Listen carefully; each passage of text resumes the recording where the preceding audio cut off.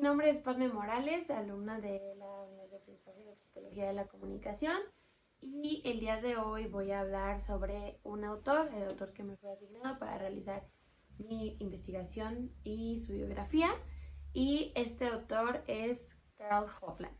¿Quién fue Karl Hovland? Su nombre completo es Karl Ivar Hovland y él nació un 12 de junio de 1912 en Chicago, Illinois, en Estados Unidos. Sus padres fueron dos inmigrantes escandinavos. Karl Hovland fue el segundo de tres hijos, es decir, que tuvo dos hermanos más, uno más grande y uno más chico. El más grande se llamaba Roger y el más chico se llamaba Warren. Los tres se llevaban alrededor de 6 años de diferencia. El hogar de Karl siempre fue un lugar cálido, donde nunca faltó ni amor ni atención hacia sus hijos, ya que para sus padres lo más importante era que sus hijos se sintieran apoyados y acompañados en su vida y que recibieran la atención que ellos necesitaban. De esta manera, Karl decidió adoptar y adaptar esa misma dinámica a cuando él formó su familia. Él se casó con Gertrude Radax el 4 de junio de 1938. Ellos decidieron casarse y formar una familia y de esta forma tuvieron a dos hijos, que fueron Dave y Catherine. En cuanto a su personalidad, Karl era descrito como una persona introvertida, callada, tímida, que solía estar ensimismado en sus pensamientos, un poco también soñadora, y sus profesores decían que esto era lo que le hacía un poco difícil interactuar con la gente. Karl estudió matemáticas, biología, física y psicología experimental. Él realmente no tuvo una formación completamente de psicología, como lo acabo de mencionar, pero es conocido como uno de los psicólogos con mayores aportaciones hacia la comunicación y hacia el mismo ámbito de la psicología. Estudió en la Universidad de Northwestern y terminando su educación de la licenciatura para nosotros, fue a hacer su doctorado en la Universidad de Yale.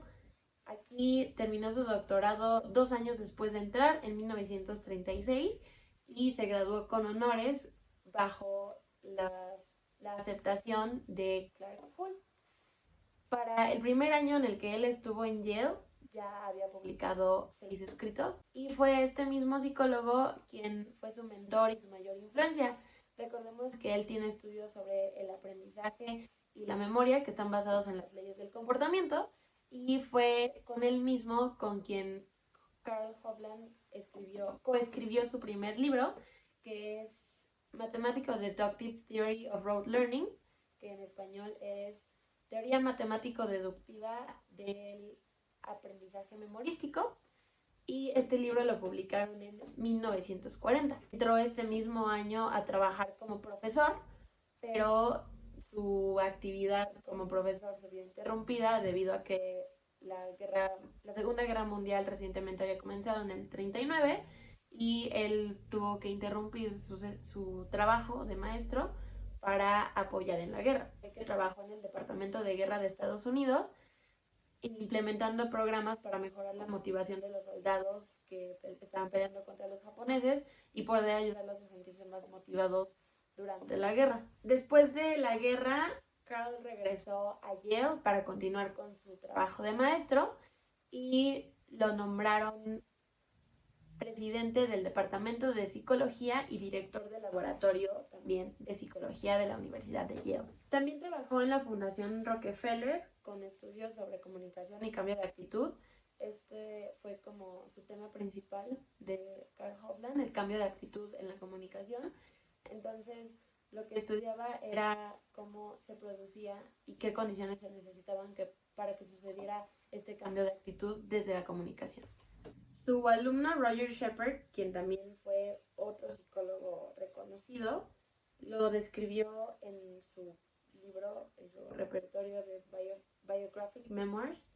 Lo describió como alguien introvertido, pero también la persona más eficiente y más organizada que él había conocido en su vida. También Shepard lo describe como un maestro del método socrático, porque la forma que tenía Hovland de enseñar era a través de las preguntas y respuestas.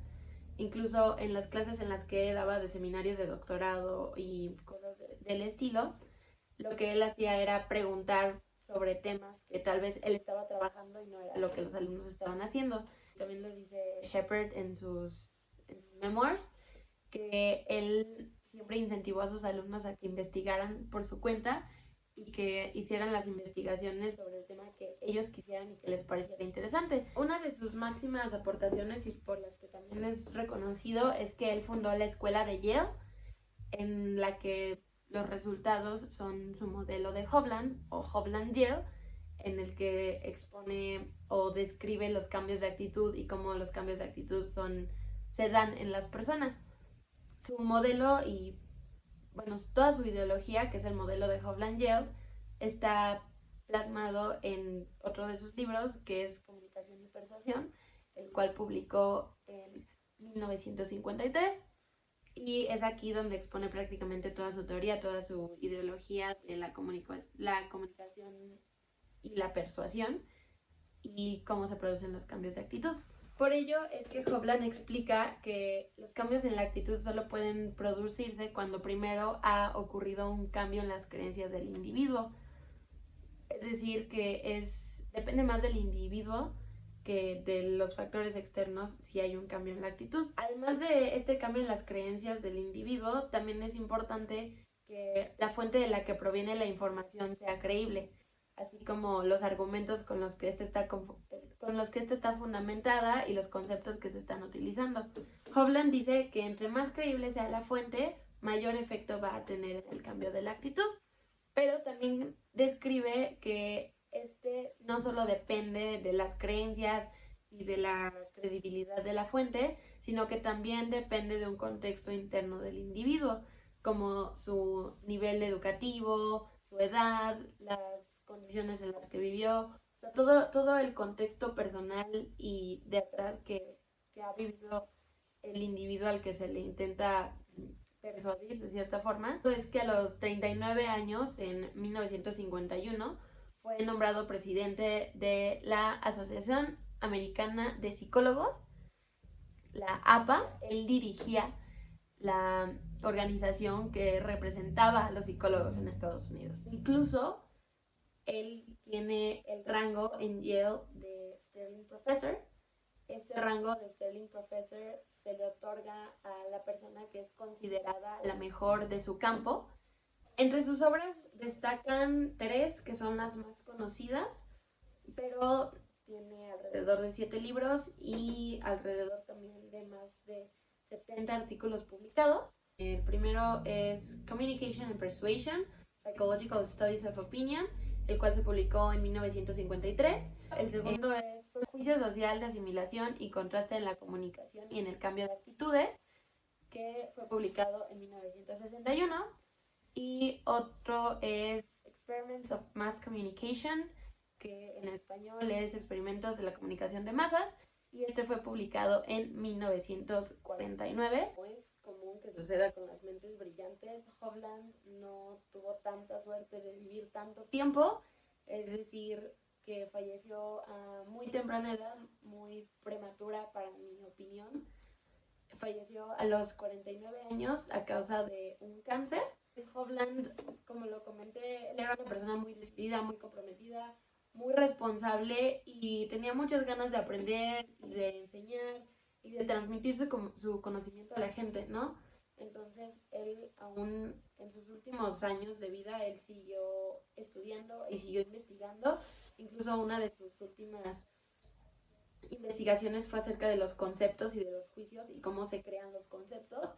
Entonces él siguió estudiando y siguió aportando a la psicología, a la comunicación, a la ciencia, hasta que ya no pudo, y sus últimos días los pasó en su hogar, a donde sus hijos lo fueron a visitar, lo iban a visitar cada fin de semana, y el fin de semana que murió, que fue un domingo 16 de abril de 1961, sus hijos estaban ahí con él. Entonces estuvieron en la última etapa de su vida y lo acompañaron en su muerte. Pues esta fue la vida de Karl Ivar Hovland, un psicólogo, bueno, no fue psicólogo, sino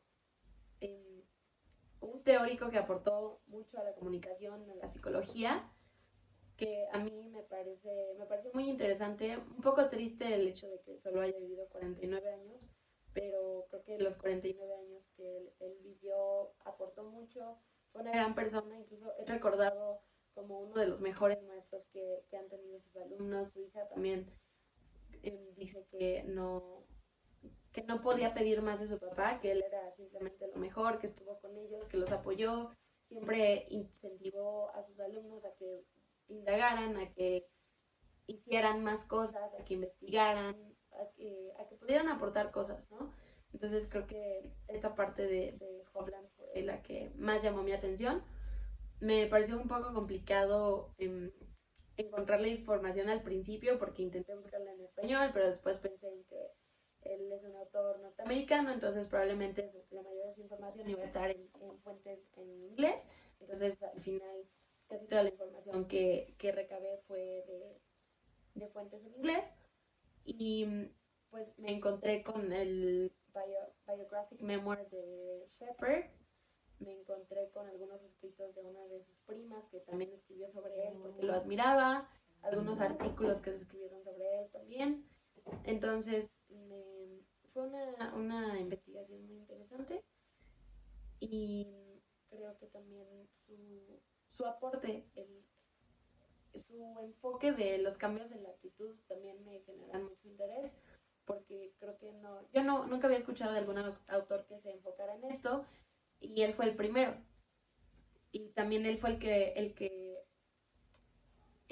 anexó la comunicación dentro de la psicología. Entonces, esta parte me llama mucho la atención y me parece muy interesante. Y también, pues, él como persona me sorprendió mucho. O sea, la calidad moral, intelectual y académica que él tenía me sorprendió muchísimo. Y yo lo comenté en la biografía, pero me quedé con un pensamiento que él tenía, que es live every day as if it's your last. Entonces creo que esa es la frase con la que yo me quedo de Karl Hovland y que creo que él cumplió hasta el día en el que él falleció. Y pues me gustó, me parece muy interesante esta biografía. Me gustó escribir sobre Karl Hovland.